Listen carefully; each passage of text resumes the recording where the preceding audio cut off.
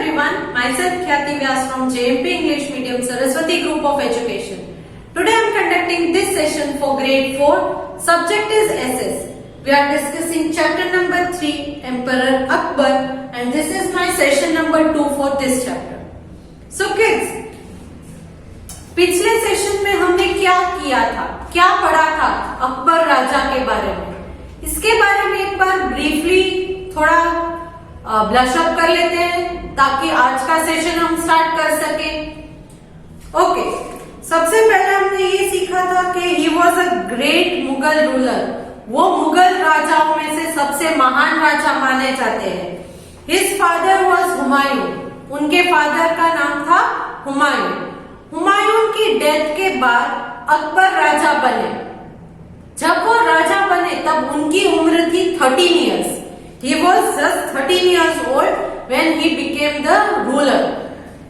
That was in the year 1556 CE. 1556 CE में वो ruler बने थे। क्योंकि वो बहुत छोटे थे तो उनको गाइड करने के लिए उनके ट्यूटर थे Bairam Khan.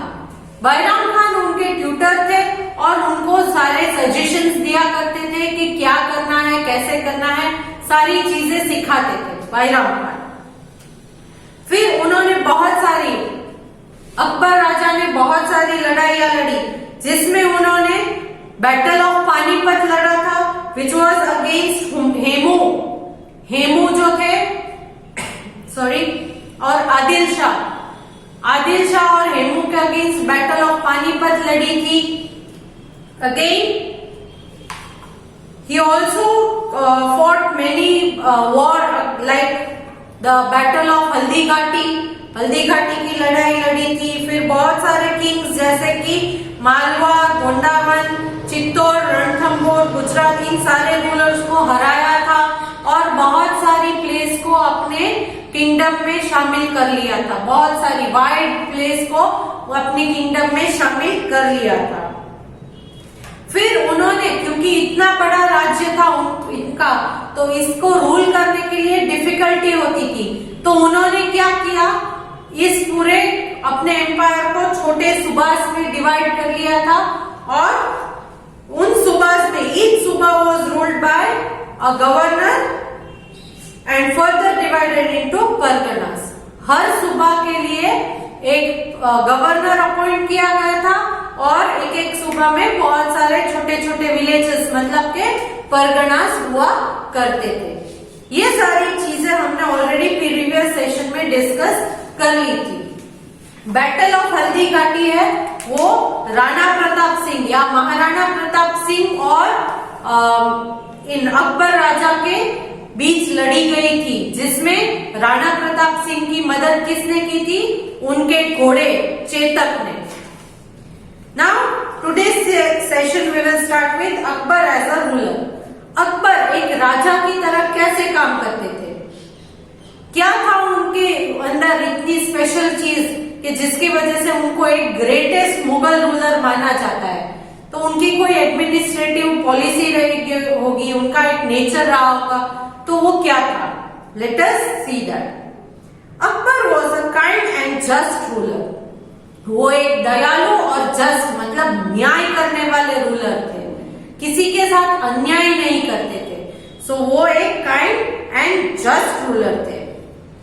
He looked after his people well. वो अपने लोगों का, अपने राज्य में जितने भी लोग हैं उनका ध्यान बहुत अच्छे से रखते थे। He often disguised himself and went to see if his people were happy. Disguise मतलब रूप बदल कर जाना ताकि कोई आपको पहचान न ले। करेक्ट? कभी कभी लड़का है वो लड़की के पेस में जाता है नाटक करने के लिए, लड़की है वो लड़का बन जाती है ड्रामा में। तो ये सारा क्या है, डिस्गाइज करना, अपनी आइडेंटिटी छुपा के किसी और की तरह दिखना, उसे कहते हैं डिस्गाइज। मीनिंग्स में भी दिया गया है, टू मेक समबडी और something look different so that people will not know who और व्हाट दे आर। अपनी आप की आइडेंटिटी को अपना रूप बदलकर चेंज कर देना ताकि सामने वाला इंसान आपको पहचान ना सके, इसे कहते हैं डिस्गाइज। इसे कहते हैं डिस्गाइज। तो अकबर क्या करते थे, he used to disguise himself, खुद का रूप बदल के अपने लोगों के बीच, नॉर्मल लोग, क्योंकि राजा अगर लोग के बीच जाएंगे तो उसके साथ बहुत सारी सिक्योरिटी, मंत्री, सैनिक सब जाएंगे, मगर अकबर राजा क्या करते थे, वो अपने आप को डिस्गाइज करके, उनका रूप बदल के नॉर्मल लोगों के बीच नॉर्मल लोग की तरह चले जाते थे, ताकि उनका एक्चुअली लोगों के अंदर कोई प्रॉब्लम है तो क्या प्रॉब्लम है, लोग उनके बारे में, उनके राजा के बारे में क्या सोचते हैं, क्या बोलते हैं मार्केट में, किसके घर में क्या प्रॉब्लम है, ये सारी चीजें वो जान सके। क्योंकि अगर राजा बनकर कोई जाएंगे तो शायद सच्चाई नहीं पता चलेगी, तो वो क्या करते थे, डिस्गाइज करते थे, रूप बदल के वहां पर जाते थे। So he used to disguise himself and went to see if his people were happy, और ये जानने के लिए जाते थे कि क्या उनके राज्य में सारे लोग खुश हैं या नहीं है, कोई प्रॉब्लम है तो क्या प्रॉब्लम है, ये सारी चीजें जानने के लिए वो जाते थे। Birbal, one of his minister, went with him on these trips, और तब उनके साथ, जब वो डिस्गाइज करके जाते थे लोगों के बीच, तब उनके साथ उनका एक मिनिस्टर था, उनका एक खास मिनिस्टर, उसका नाम था बीरबल। आपने बहुत सारी स्टोरीज भी सुनी होगी अकबर और बीरबल की, तो उनका एक खास मिनिस्टर था जिसका नाम था बीरबल, तो वो भी उनके साथ जाता था। Went with his on this trips, जब ये लोगों के बीच राजा जाते थे डिस्गाइज करके, तब अपने साथ बीरबल को लेकर जाते थे। Birbal was known for his wit, Birbal जो है वो अपनी विट के लिए, विट मतलब उनमें एक खास ऐसी एबिलिटी होती थी कि वो हंसते हंसते सारी चीजें हमारे पास से या किसी के मुंह से भी निकलवा सके। अगर डायरेक्टली आपको कोई क्वेश्चन पूछे तो आप चीजें छुपाते हो, अगर आपको डायरेक्टली कोई पूछे कि एग्जाम में कितने मार्क्स मिले तो आप कभी कभी झूठ बोल देते हो, मगर बीरबल के पास ऐसी विट पावर थी कि वो हंसते हंसते घुमा फिरा के ऐसा आपको पूछे कि आपके मुंह से सारी सच्चाई निकलवा लेता था। विट का मीनिंग यहाँ पर दिया है, द एबिलिटी टू स्पीक और राइट इन अ क्लेवर और फनी वे, एकदम चतुराई और मजाक के तरीके से बात करना या लिखना, जिससे कि सामने वाले इंसान के मन में जो है बात वो आपको पता चल जाए। तो Birbal was known for his wit, Birbal के पास ये बहुत चतुराई थी। He was one of the 9 gems of Akbar's court, 9 gems, gems का मतलब है रत्न, नंग जिसे हम कहते हैं, 9 रत्न में से, मतलब अकबर के कोर्ट में 9 रत्न होते थे। रत्न मतलब एक्चुअल में रत्न नहीं, मगर वो लोग इतने प्रेशियस थे कि उनको 9 जेम्स कहा जाता था, उनको 9 रत्न कहा जाता था, 9 रत्न कहा जाता था, क्योंकि वो इतने प्रेशियस लोग थे।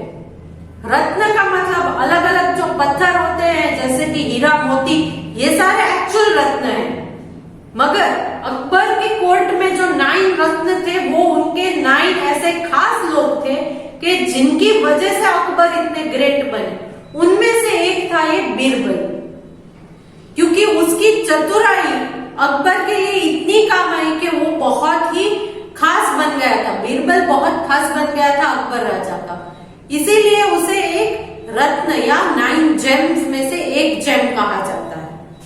तो आप समझ में आ गया रत्न मतलब कौन से रत्न की बात कर रहे हैं हम? Okay. Although Akbar could not read or write, he liked to listen to learn people. Akbar को लिखना या पढ़ना नहीं आता था, क्योंकि वो बचपन में ही उनके फादर जब गुजर गए उसके बाद वो डायरेक्टली रूल करने लगे, राज करने लगे, तो उनको पढ़ना लिखना नहीं आता था। He could not read or write, लिखना पढ़ना नहीं आता था, but he liked to listen to learn people, मगर जो पढ़े लिखे लोग थे उनकी बातें सुनने में अकबर को बहुत मजा आता था। क्योंकि आपको भी कभी कभी ऐसा होता है कि चैप्टर आपको रीड करने के लिए बोलूं या आपको बोलूं कि आप चैप्टर रीड करके एक्सप्लेन करो, तो आपको नहीं मजा आता है, रीडिंग करना नहीं आता है, डिफिकल्ट वर्ड्स है तो प्रोनाउंसिएशन नहीं आती है, so it will be difficult for you, तब आपके लिए ये डिफिकल्ट हो जाता है। मगर उसी चैप्टर को मैं अगर आपको पढ़कर सुनाती हूँ, उस स्टोरी को सुनाती हूँ, अभी मैं अकबर राजा के बारे में आपको अगर सुना दूं तो आपको मजा आएगा सुनने में। वही चीज मैं अगर आपको बोलूं क्या ये चैप्टर आप अपने आप रीड कर लो तो आपको मजा आएगा? नहीं आएगा। तो उसी तरह अकबर को भी पढ़ना लिखना नहीं आता था, मगर जो ऑलरेडी पढ़े लिखे लोग थे उनकी बातें सुनना बहुत मजा आता था, क्योंकि उनकी बातों में से भी इनको थोड़ा बहुत ज्ञान मिलता था, नॉलेज मिलता था, इंफॉर्मेशन मिलती थी। करेक्ट? आपने कभी कभी ऐसा देखा होगा कि आपको कोई न्यूज नहीं पता होती है, मगर आपके मम्मा पापा जब इन न्यूज के बारे में डिस्कस करते हैं, बातें करते हैं, तब आपको भी पता चल जाता है कि अच्छा ऐसा हो रहा है।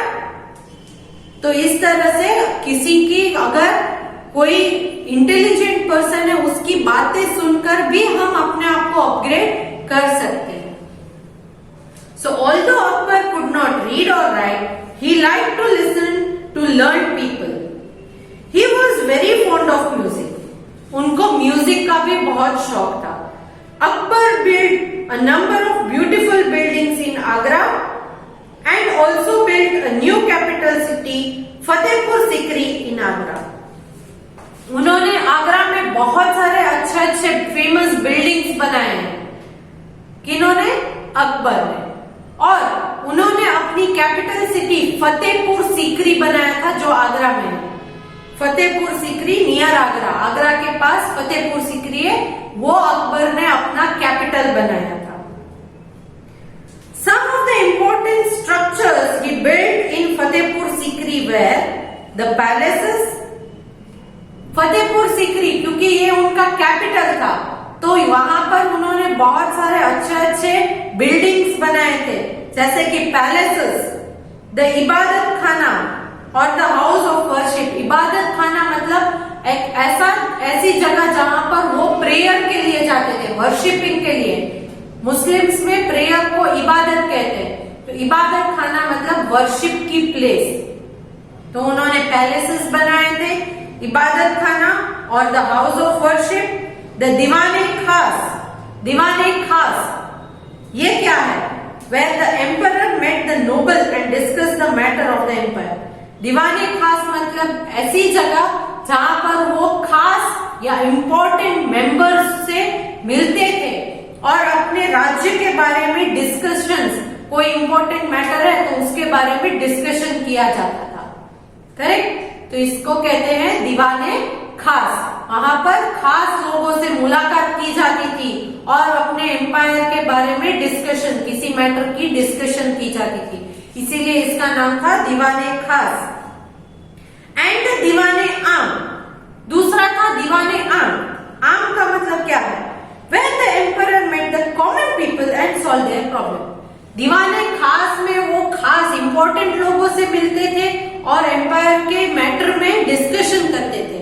दीवाने आम का मतलब है जहां आम लोग, आम जनता जाकर उनसे अपने प्रॉब्लम्स डिस्कस करती थी और उनके सॉल्यूशंस वो देते थे।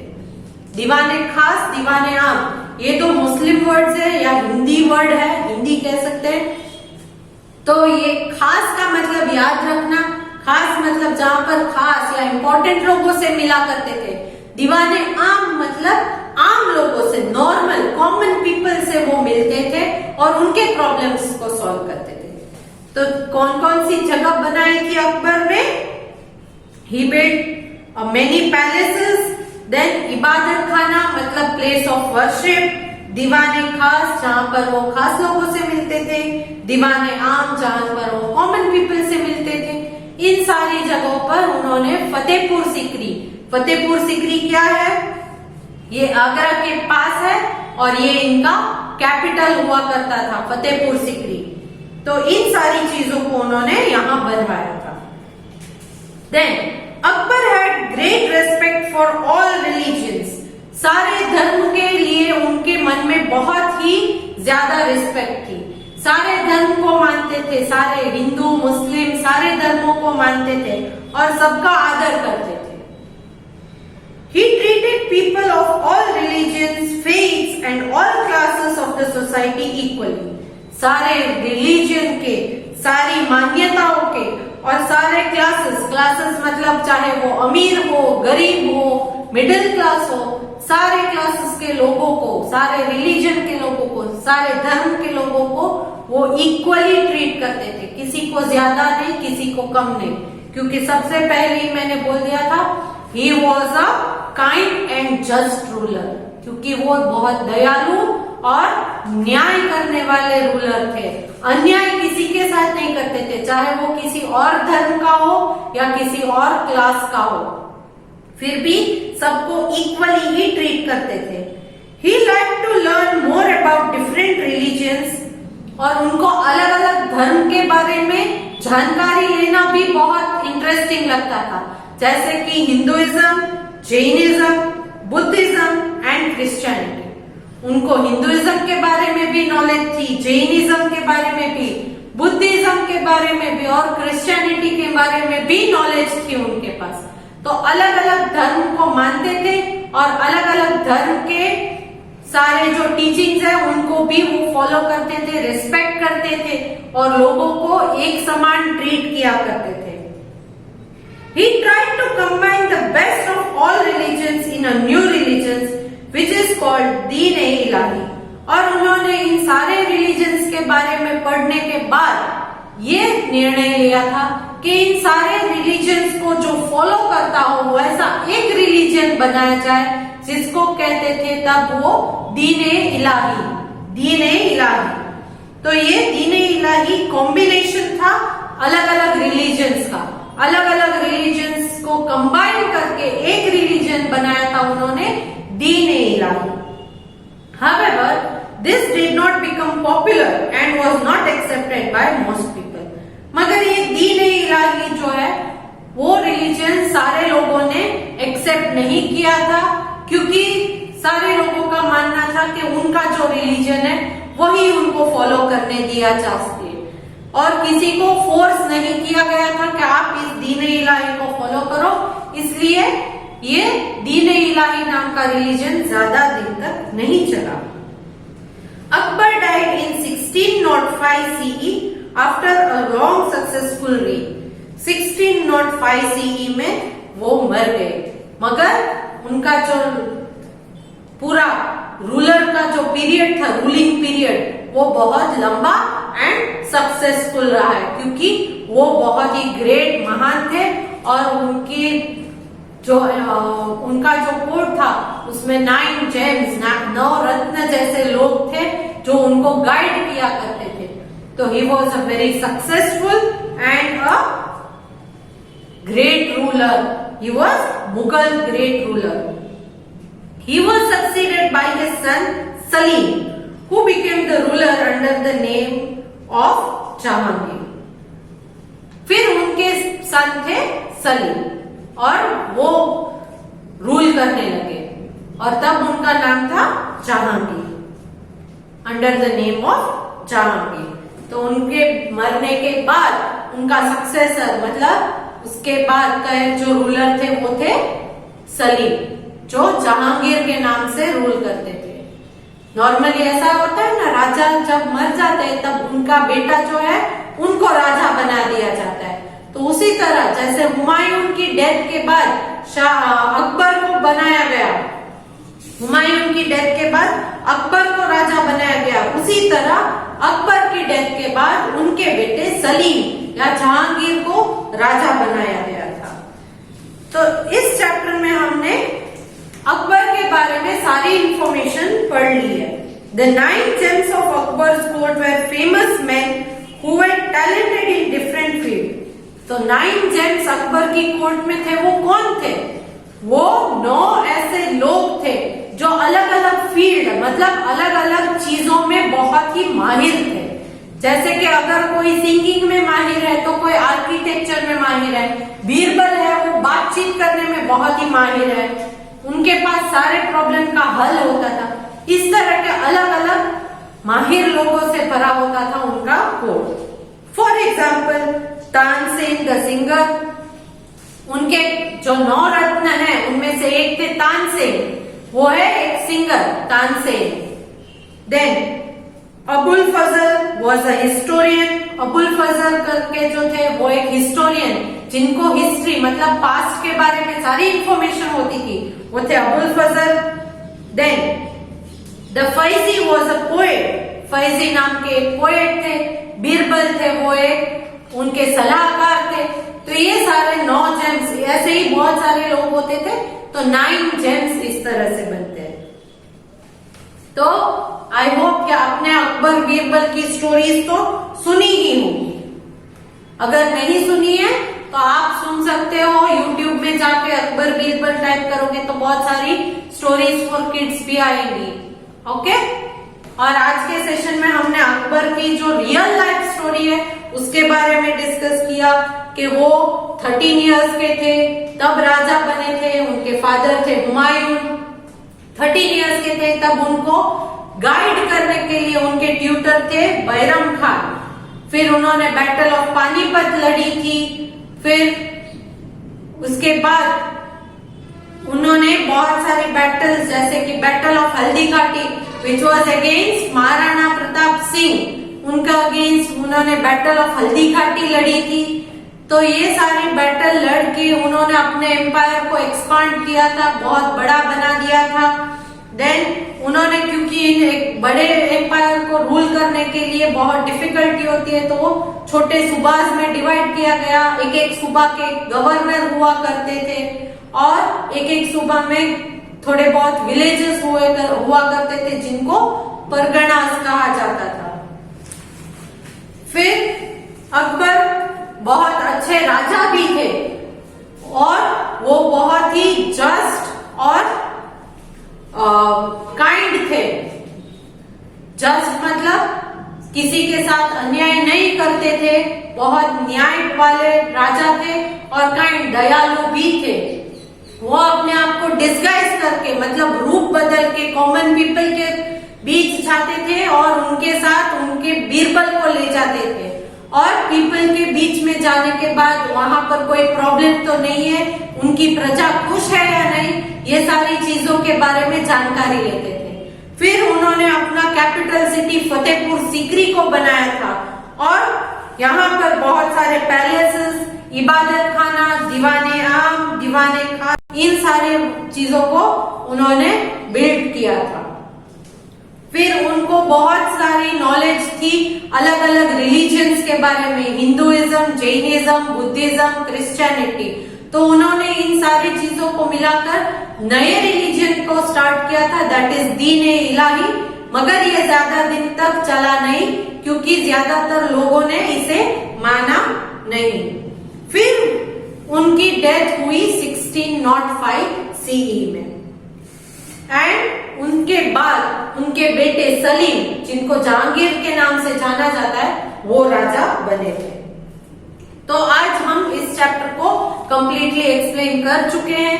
नेक्स्ट सेशन में I will start discussing the exercise given in the text book. Okay, आपकी टेक्स्ट बुक में जो एक्सरसाइज दी है वो हम नेक्स्ट सेशन में डिस्कस करेंगे।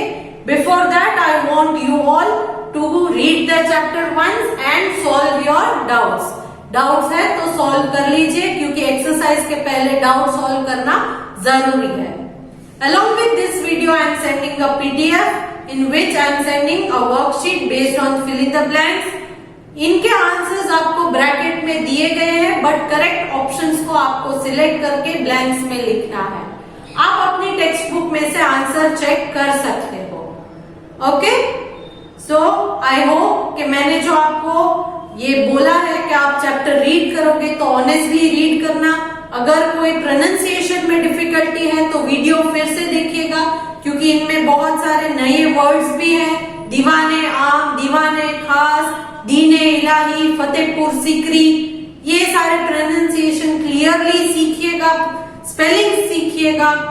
Okay, and we will discuss the exercise in next session. चलो, तो hope so see you good in the next session. Bye.